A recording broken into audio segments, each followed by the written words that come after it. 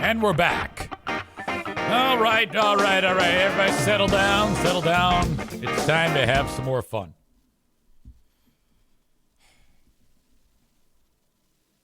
I want to get right into this story about somebody who we've talked about on the show before. The lady who had like 80 dogs like in the back of a truck.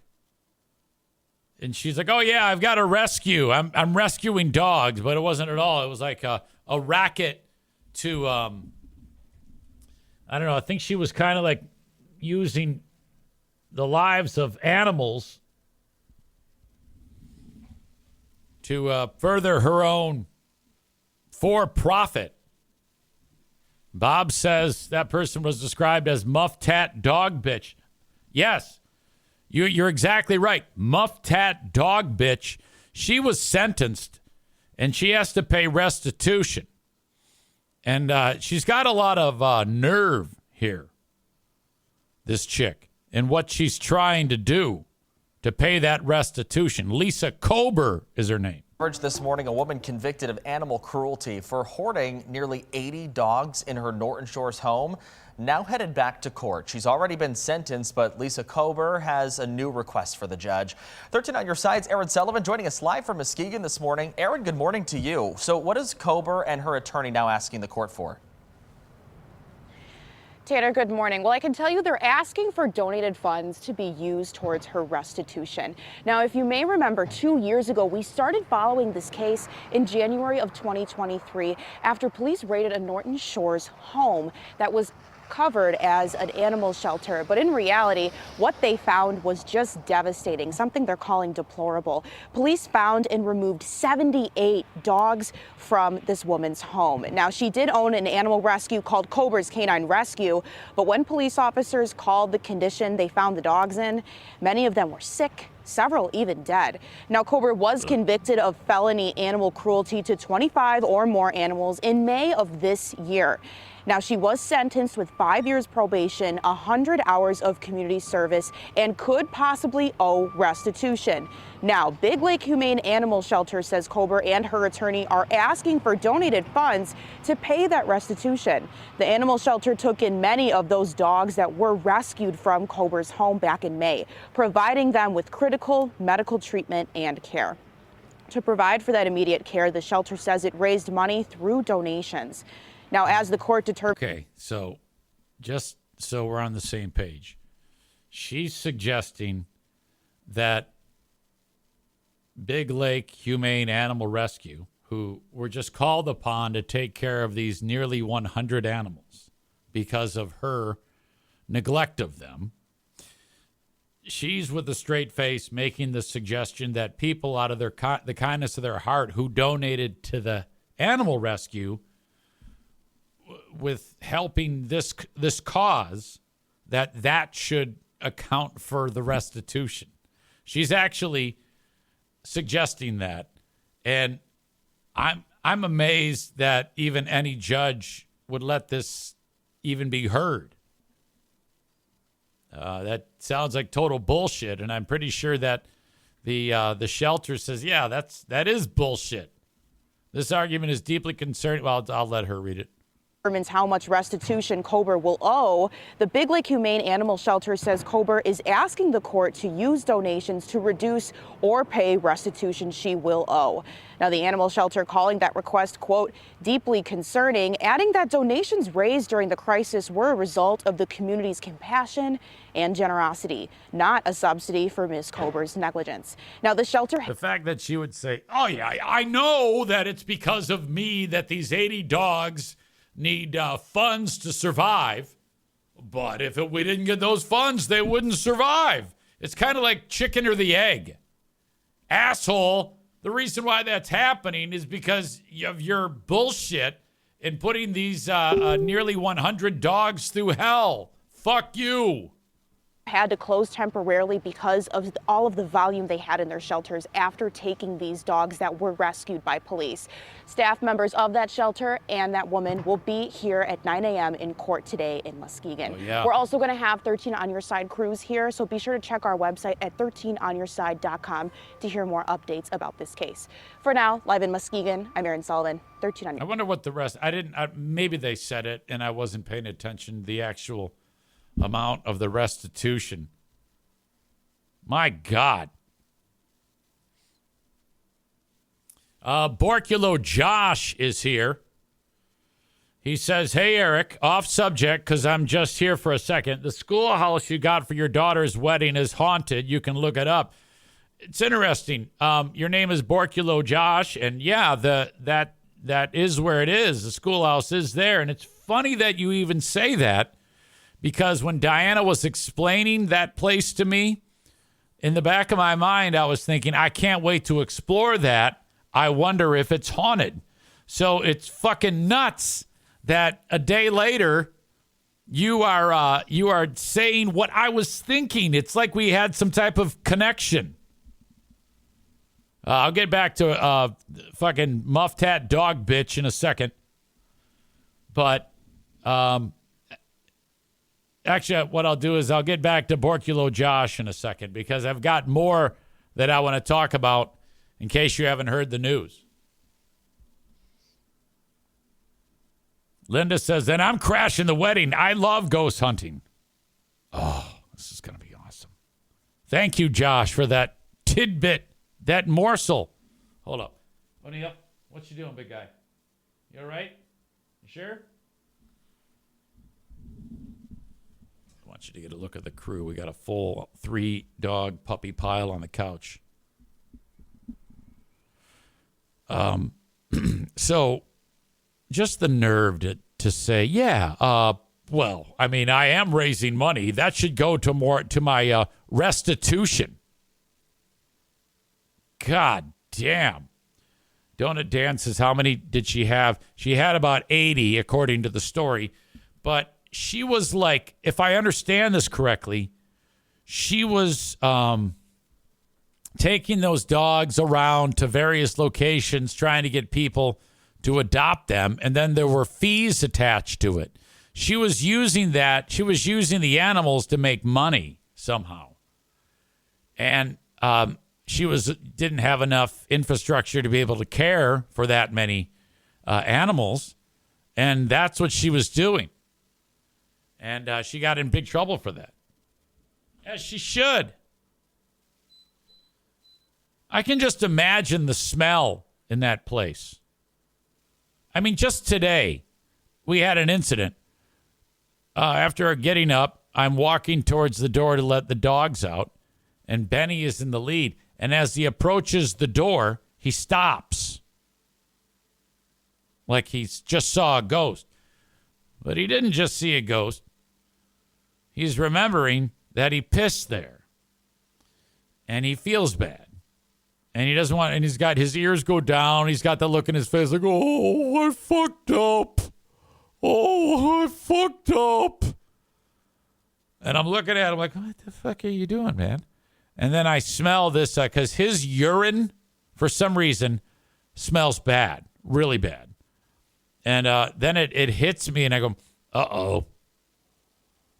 And then I turn on the light, and the fact that I stopped, because he stopped, is good, because in the hallway right to the door is an Exxon Valdez-sized spill of mellow yellow on the ceramic. And I'm like, fuck.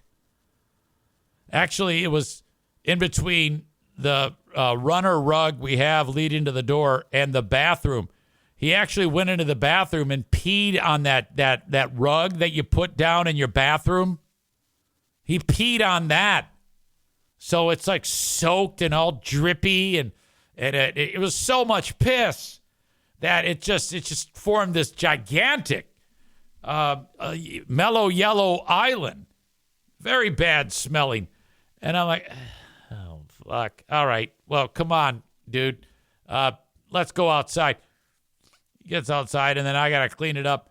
And so that was a catastrophe. But I swear I let him out before we went to bed. Maybe I didn't. I don't know. I feel so bad that he had to go that route.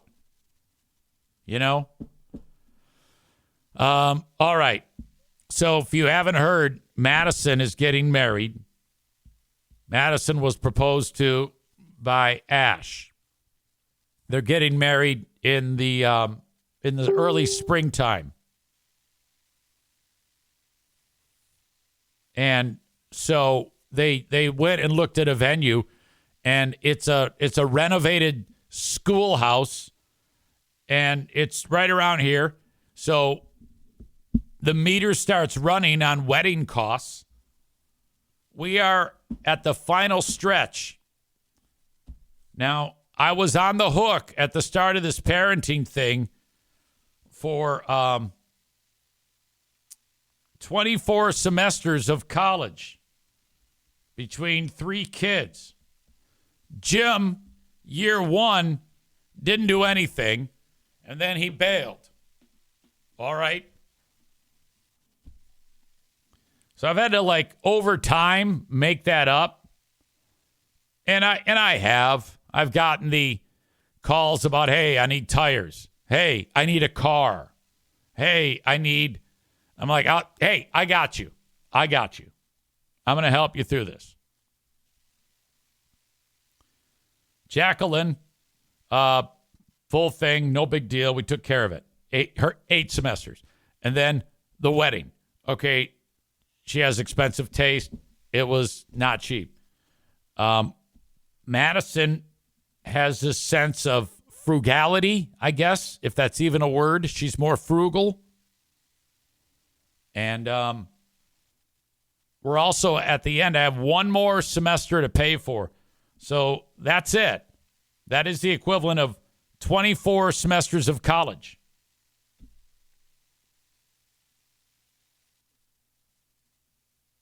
So I got that. And then this wedding. So the college is kind of like right about the same time that this next wedding is.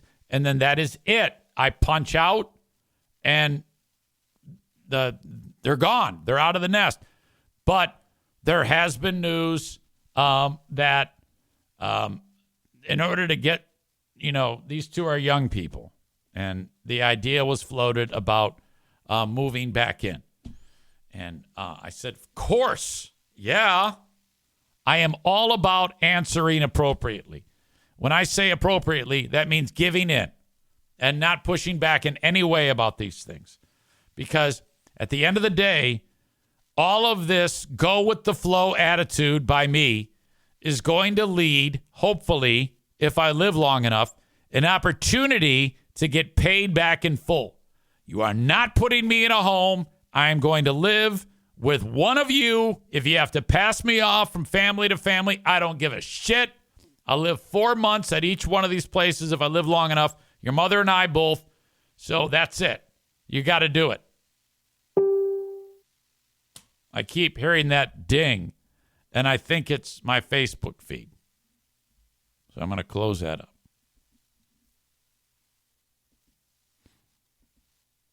Hopefully that'll do it.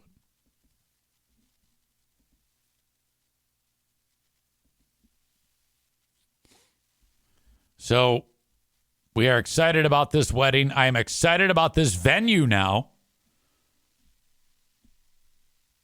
A haunted schoolhouse.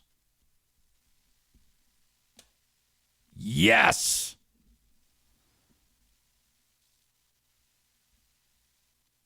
Donut Dan asking about the Exxon Valdez Lake Mellow Yellow by Benny the One-Eyed Wonder Dog. Did the NFK walk through it and spread it all over the house? No, I got it cleaned up before he woke up. Which, by the way, he sits in that sunroom and watches the TV. And, he gets all day he's putting, what do you call it? Grizzly wintergreen long cut into his mouth. He grabs a pinch of it, puts it in his mouth the whole day. He's chewing that. And there's always a little bit left on his fingers, which he does this. And then those little bits go all over the floor. And so if you were to move the chair out right now, there would be a radius. It would be all around the chair of tobacco bits. And the other day I saw him actually go and get a goddamn broom.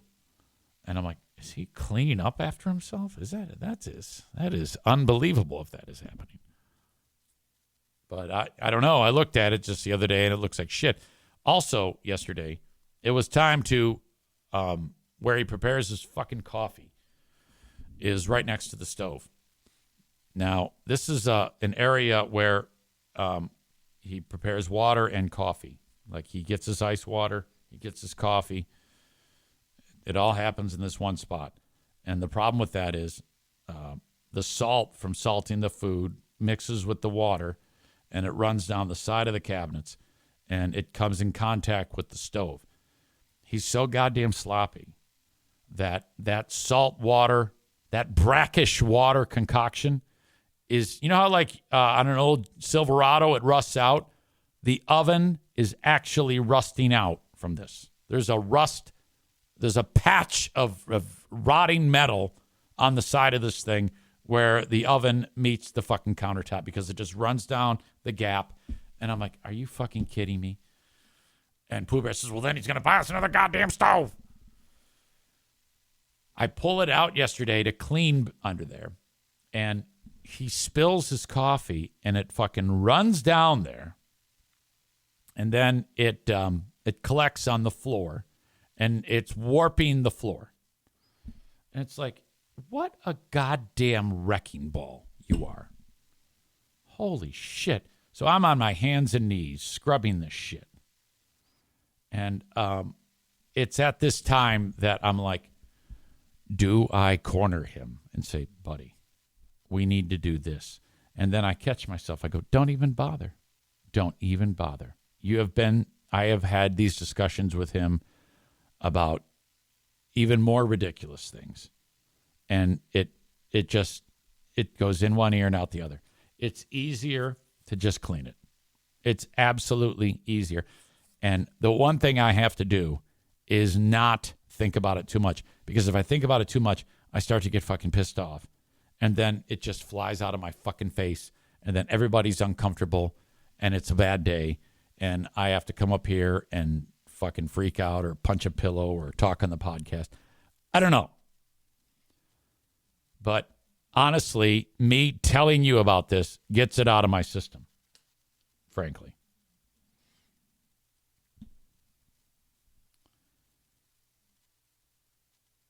Dan says, LOL, you never get to punch out from the kids. I'm driving back from Kansas now after dropping a car off for a child whose transmission broke on his truck. You always pay, bro. Yeah, you're right. And you're like 80. What's the date again of the Dirty Donut this year? I got to see if it interferes with the wedding. Nick says, EZ stove looks like an old shrimp boat. Hey, Siri.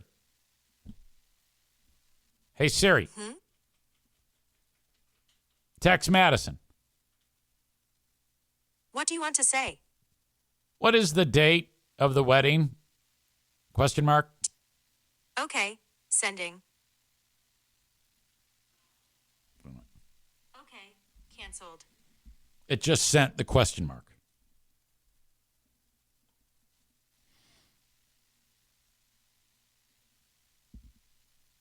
Hey, Siri. Text Madison. What do you want to say? What is the date of the wedding? Question mark. Okay, sending. Dirty Donut, June 21. Bob says, stop that. Sets off my Siri every time you do that. Bob says, move the coffee maker to a new location away from the stove. Already done. Way ahead of you. Already did that.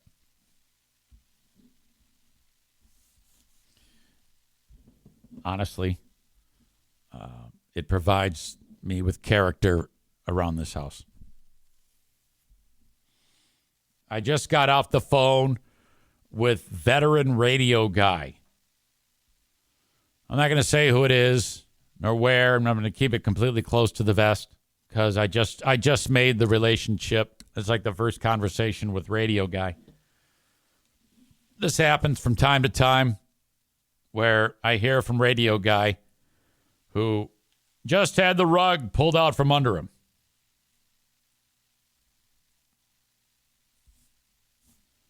Audience member reached out and said, "Hey, I know this radio guy who I kind of know, and he just got fucking fired." And I guess I came to mind about picking up the pieces post radio.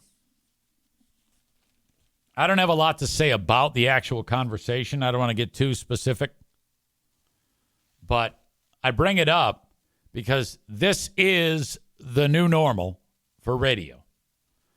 Especially as the new year approaches, you're seeing radio people blown out leading up to the holiday and after the holiday. Hey, it's Eric Zane for one of my favorite sponsors, UncommonGoods.com. Now, when you shop at UncommonGoods.com, you're supporting artists and small independent businesses. UncommonGoods.com have searched all around the globe to get some of the most amazing makers of handcrafted products that are made in small amounts. Shop now before they sell out this holiday season. Seriously, just go check out the selection from all the different types of amazing products and gifts that you can get at UncommonGoods.com. From holiday host and hostess gifts to the coolest finds for kids to hits for everyone from book lovers to diehard sports fans. Just shop around. I'm telling you, the folks who get the gifts purchased through UncommonGoods.com are always going away satisfied and happy and giving you a look like, how did you think of this amazing, awesome gift? Basically, all you need to do is go to UncommonGoods.com, and I'm going to give you 15% off your next gift. All you have to do is go to UncommonGoods.com/Zane. UncommonGoods.com/Zane for 15% off. Don't miss out on this limited time offer. Uncommon Goods, where all out of the ordinary. iHeart a couple weeks ago just had another mass blowout where they cleaved off another 10% of the workforce.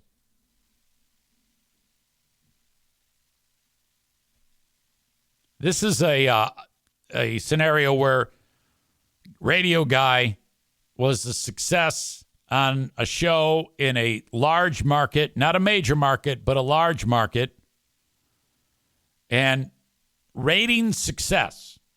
Like, a lot of people listen to the show. A lot of people know this guy. You don't. You've never heard of him. But it's because it's far away. But radio company doesn't care anymore about the success of the shows. That used to be something that allowed you to remain employed. And it quickly is deteriorating now. These will be the last people out the door. When they start to blow out successful morning shows, that's when, in my opinion, you're kind of just picking up the pieces. There was a terrific piece that was sent my way by radio voice Linda, and we need to actually park on it. Because a lot of what I've said on here is being uttered by this particular radio guy who was interviewed for CBS this morning. It was a great piece. I was really interested in it. Guy is known as Elvis Duran. Different style of radio, being that it's a top 40 show. But, maybe a little lighter fare than what you're used to with something that I might say. But nonetheless, very, very successful. And this guy's been doing this for nearly 30 years. He won't get fired, but they talk about this quite a bit. They actually talk about the radio industry quite a bit in this piece. So I figured it's a good time to play it. Millions of Americans tune in to drive time radio legend Elvis Duran. On This Morning, our Mo Rock is behind the wheel. You seem remarkably calm. I mean, this is a really big show that's about to go on. It is. This is sort of our Super Bowl of the year. All right, let's get it started. If the annual Jingle Ball at New York's Madison Square Garden is the Super Bowl of holiday concerts, I don't even know how iHeart pulls this off, frankly. They host this Jingle Ball. He's in charge of it. He's like the main guy, and he hosts it. And I'm like, Jesus Christ, every time I turn around, iHeart's laying people off.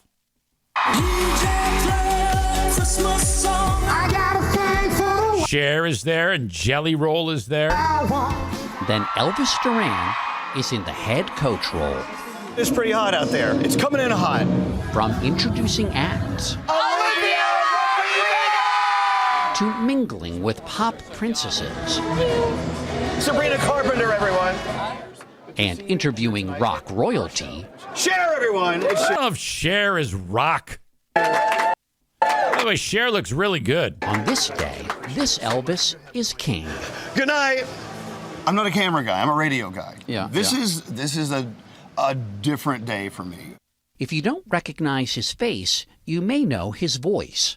Happy Tuesday. It's a busy day. Since 1996, the 60-year-old disc jockey has been host of Elvis Duran and the Morning Show, What is wrong with taking chances in life, you people?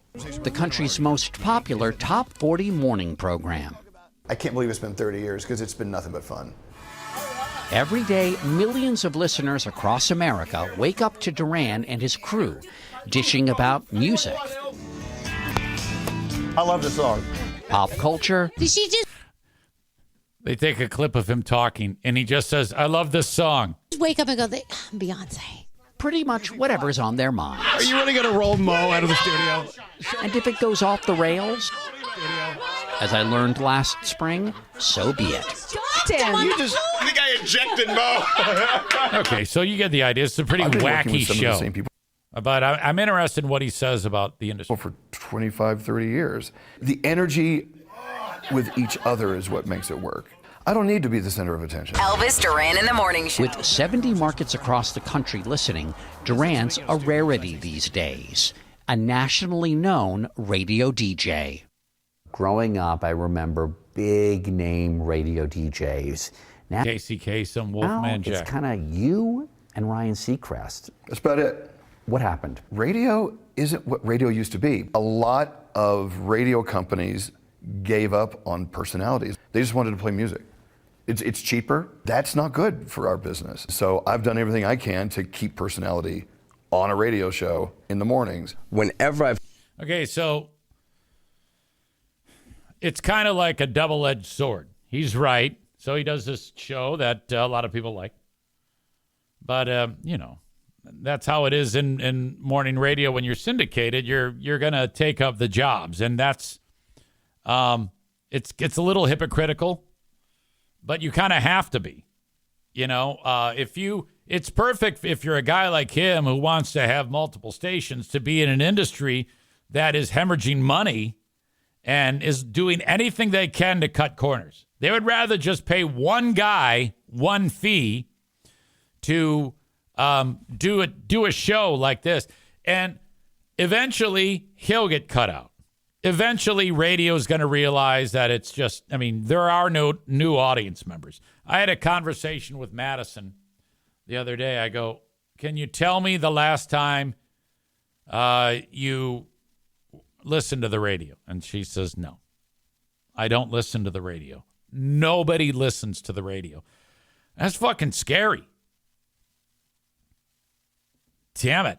But he's right about that. Radio, all they want to do is play music, and that's not going to do it. Come on. I've come into a room with you. I've walked out feeling better than I did coming in. Not only does this show remind me of home, it reminds me of my beginnings.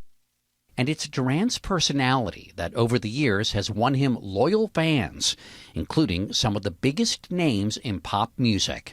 Lady Gaga grew up dreaming of hearing her song on our show. And when she walked into the room, she was sort of nervous. And I was thinking, well, shouldn't it be the opposite way? It's Lady Gaga. Whenever she talks, I feel 16. Well, tell everyone why you're saying that. Because I used to listen to you guys all the time. But it's every... That's fantastic. All right, I'm going to link that up. I'm not going to watch the rest of it, but it's fucking bad. Maureen says she listens to radio in her car. Starman says, I used to date Casey Kasem's cousin. Nick says, I wonder if this show ever got Jocktobered. I don't know. It's a good question. Elvis Duran Jocktober.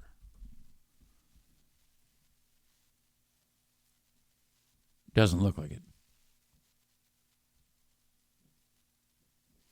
I've never listened to the show, but I know it's very, very popular. Nick says, I haven't listened since Stern went to satellite radio. Nobody wants half their commute to be commercials. This is so true. Jeremy says, I have every song I could possibly want in the palm of my hand in the highest quality possible. Why the hell would I want to listen to abridged versions of songs I kind of like through static? You're not kidding. You are not kidding. Even though I pick on them all the time, the one show, that show, with it being all talk, it's going to take a lot to get the lion's share of their audience to go away. I mean, I know they've lost plenty of people, which we've talked about, but that has to do with their content. But there will come a day when it's just not profitable anymore. That show costs a lot of money to put on the air. So, all right. I see I got something in from Chris. Trending. Eagles running back Saquon Barkley misheard a reporter's question. See what this is all about? Have you ever had more fun playing football in your life? No, I don't. I think tied my highest. Last year I had two, and two of them were one last year and one this year was caused by the ground.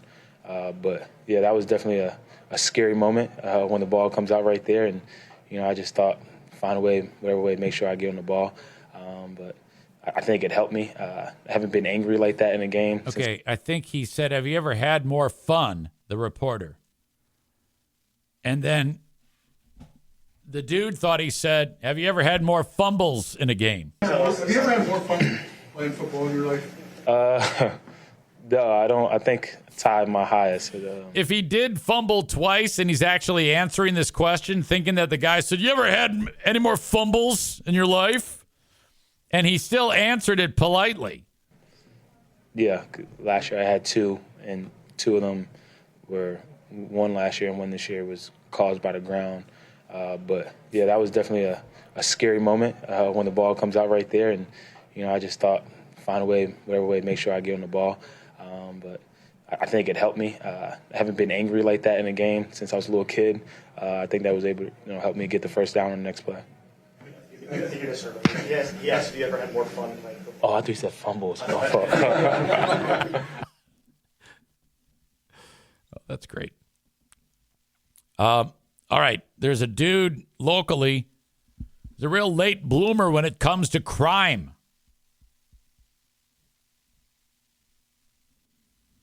This is in the great state of Michigan, too.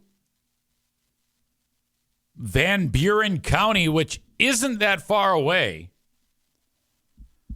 Cops banged on the door of a dude suspecting that he was into selling narcotics, and the home belonged to an 80-year-old guy. Authorities arrested the 80-year-old for selling methamphetamine near Paw. They found a small amount of meth with smoking devices and scales inside the garage. Wow. So he is definitely deceased, doing the old Jesse fucking Pinkman.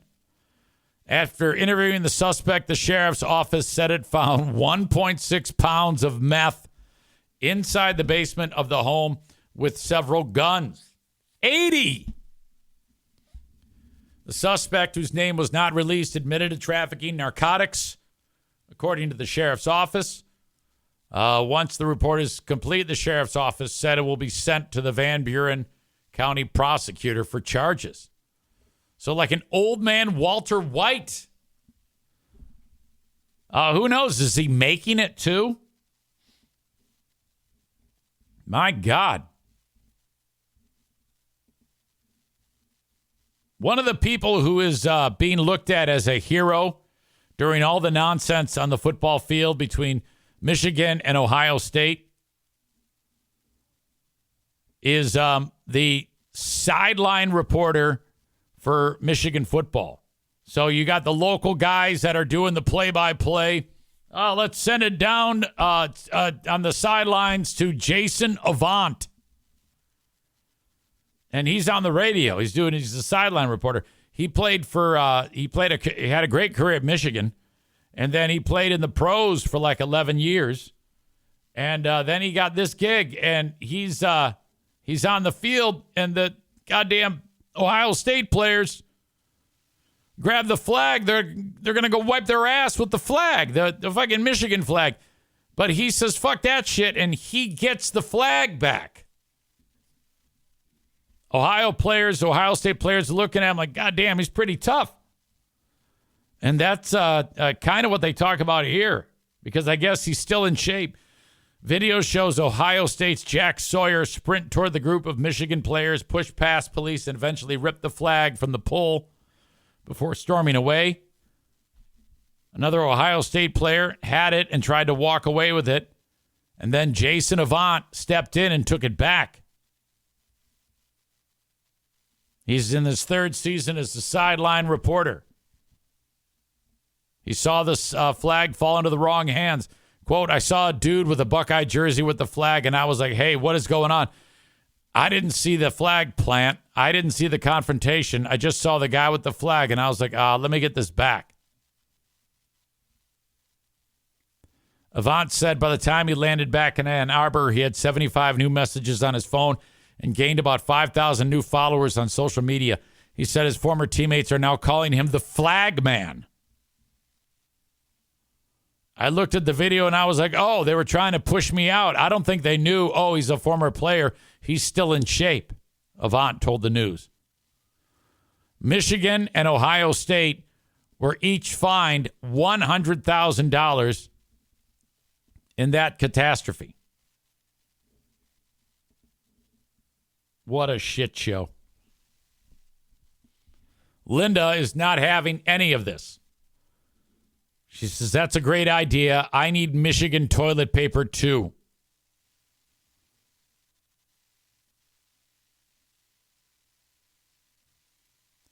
Jeremy says 1.6 pounds of meth. Sounds like a lot to me. Yeah, oh, yeah, that's felony trafficking, big time.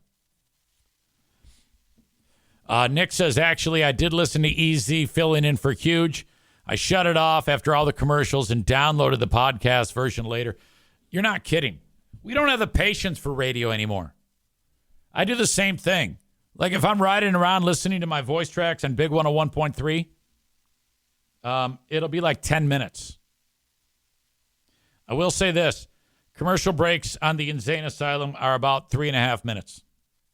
They do not oversaturate with commercials. I think, let's see, top of the hour news. And then you have 2 stop sets of commercials. You're looking at maybe 7 minutes an hour.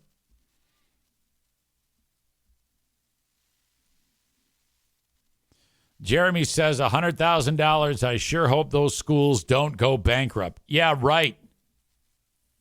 I'm guessing not. All right. Hello to Frank Fuss. I just talked to him yesterday. He helped me get my insurance in play for next year through healthcare.gov. I also added vision insurance. He takes care of all those things. If you want to make sure that you have the right setup for your health care through healthcare.gov, or as it's known as Obamacare, you need to reach out to Frank.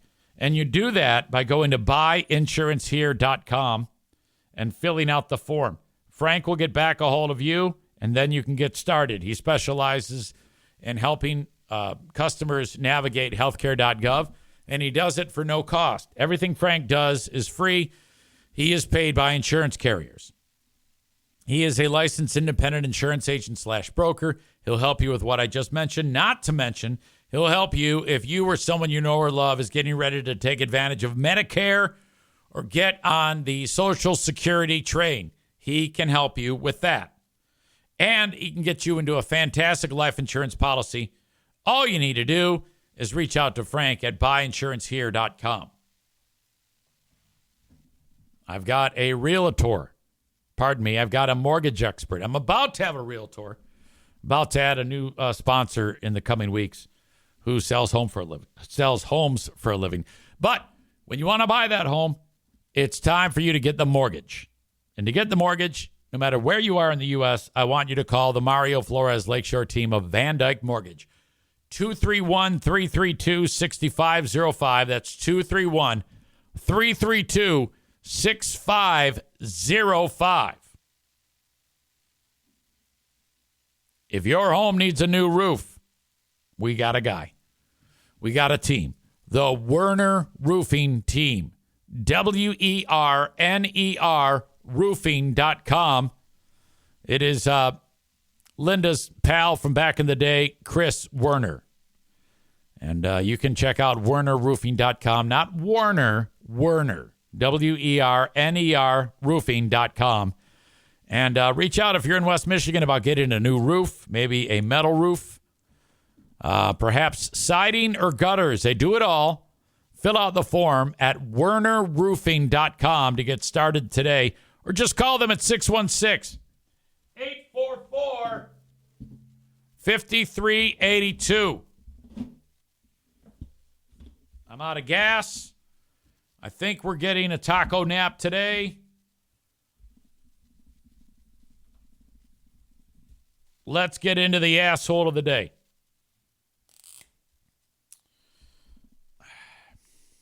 Who was it yesterday?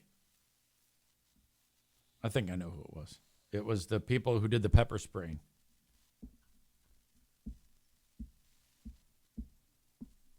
Today's asshole of the day is Wombat Pat for wishing death on someone, cancer death. That would be me. You are the asshole of the day, you sightless fuck. Thank you for being here. I'm going to crash, and then I'm doing Who Are These Broadcasters with Christian, and then I'll do the Patreon. So this is a late day Patreon day. All right? Thank you so much for being here. I appreciate you guys, and I will talk to you down the road.